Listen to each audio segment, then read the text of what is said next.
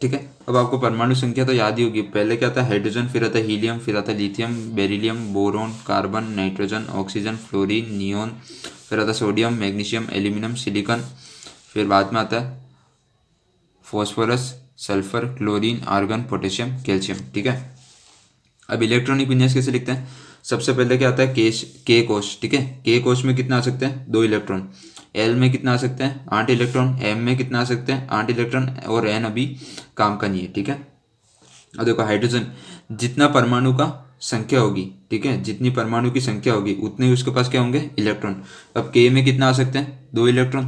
तो यहाँ पे इसके पास कितने मौजूद है, 1, तो मैं 1 भर दूंगा। ठीक है, पूरा। अब इसके हीलियम के पास कितने इलेक्ट्रॉन है, 2। ठीक है, जो परमाणु संख्या होगी वही इलेक्ट्रॉन की संख्या होगी। ठीक है, तो 2 किस में दे देगा, ये दोनों के दोनों किस में दे देगा, के कोश में। अब देखो इसका के कोश क्या है, पूरा भरा गया। ठीक है, तो ये क्या हो जाएगी, उत्कृष्ट गैस। अब लिथियम के पास देखो कितना है, 3 है। तो यहाँ पे क्या कर दूंगा, 2 तो के को दे देंगे। ठीक है, 2 तो के को दे देंगे, 1 किसको देंगे, एल। ठीक है, तो ये क्या हो जाएगा, 2 + 1 कितना आ जाएगा, 3। अब बेरिलियम के पास कितने, 4। 2 तो के को पूरे के पूरे दे देगा, बचे कितने, 4 में से 2 गए तो 2 बचे, तो ये 2 किसको दे देगा, वापस एल को दे देगा। ठीक है। अब बोरॉन है, बोरॉन के पास कितने, 5। तो 2 तो के को दे देगा, 3 बचे जो किसको देगा, एल को। कार्बन के पास कितने, 6। ये भी 2 इसको दे देगा, 4 इसको दे देगा। नाइट्रोजन के पास 7 है, 2 इसको दे देगा, 5 इसको दे देगा। ठीक है। ऑक्सीजन के पास 8 है, 2 इसको दे देगा और 6 इसको दे देगा। तो ये सब जो बता रहे, ये क्या चल रहा है, बाहरी कोश, मतलब सबसे बाहर वाले कोश कौन सा होगा इन सब का, एल। सबसे बाहर वाले कोश में कितने इलेक्ट्रॉन है, ठीक है। जैसे लिथियम के सबसे बाहर वाले कोश में कितने, एल। ऑक्सीजन के सबसे बाहर वाले कोश में कितने, 6। फ्लोरीन के कितने, 9। तो 2 इसको दे देगा, 7 इसको दे देगा। ठीक है। अब देखो नियोन के पास कितने, 10। 2 इसको दे देगा, 8 इसको दे देगा। ठीक है, 8 और 2 कितना हो गया, 10। और देखो इसके क्या, के कोश भी पूरा भर गया, एल कोश भी पूरा भर गया, तो ये भी क्या हो जाएगी, उत्कृष्ट गैस। ठीक है। और सोडियम की बात करेंगे। सोडियम क्या संख्या कितनी, 11। तो इसके पास कितने इलेक्ट्रॉन है, 11। तो 2 तो इसको दे देगा, ठीक है, 8 इसको दे देगा। अब के को पूरे हो गए, एल के भी पूरे हो गए, 8। अब बचा क्या, एम। तो 1 इलेक्ट्रॉन किसको देगा, एम को देगा। ठीक है। मैग्नीशियम के कितना, 12 नंबर। तो 2 8, ये कितना हो गया, 10।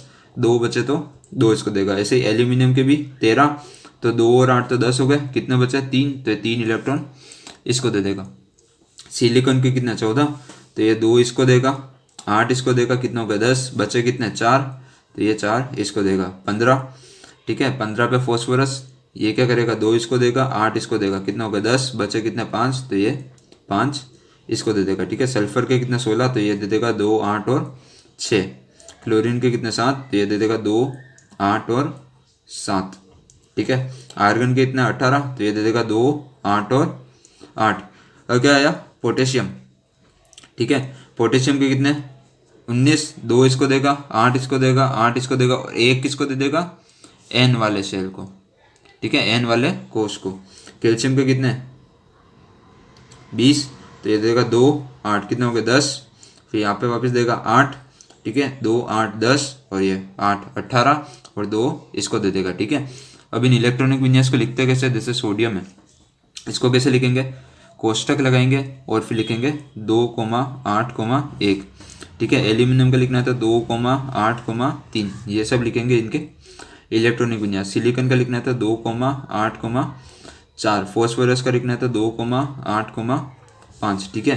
किसी का भी लिखना है, जैसे क्लोरीन का लिखना है तो कितना लिखेंगे, 2 8 7। ठीक है।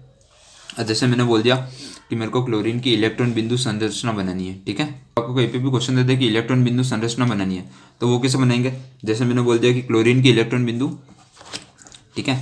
अब इलेक्ट्रॉन बिंदु संरचना बनाने के लिए आपको क्या पता होना चाहिए, इलेक्ट्रॉनिक विन्यास पता होना चाहिए। ठीक है। मैंने बोल दिया क्लोरीन की इलेक्ट्रॉन बिंदु संरचना बनानी है, कौन सी है, 2 8 7। क्लोरीन का इलेक्ट्रॉनिक विन्यास क्या है, 2 8 और 7। ठीक है। और सबसे बाहर वाला कोष देखो यहाँ पे कितने इलेक्ट्रॉन है, सबसे बाहर वाले कोष में 7 है। ठीक है।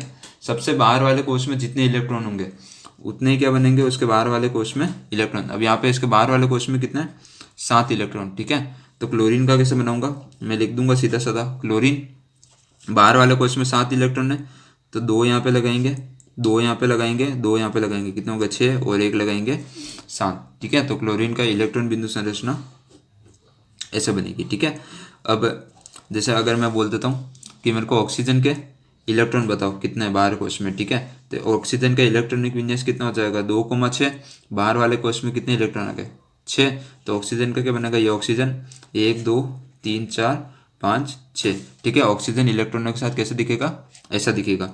एक और कर लेते हैं, नाइट्रोजन के बनाने, तो नाइट्रोजन के बाहर कितने हैं 5। ठीक है, नाइट्रोजन के बाहर कितने हैं 5, तो नाइट्रोजन कैसे बनेगा 1 2 3 4 और 5। ठीक है, धातु एवं अधातु पढ़ने के लिए सबसे पहले आपको इलेक्ट्रॉन बिंदु संरचना, इलेक्ट्रॉनिक विन्यास, ये सब आने चाहिए।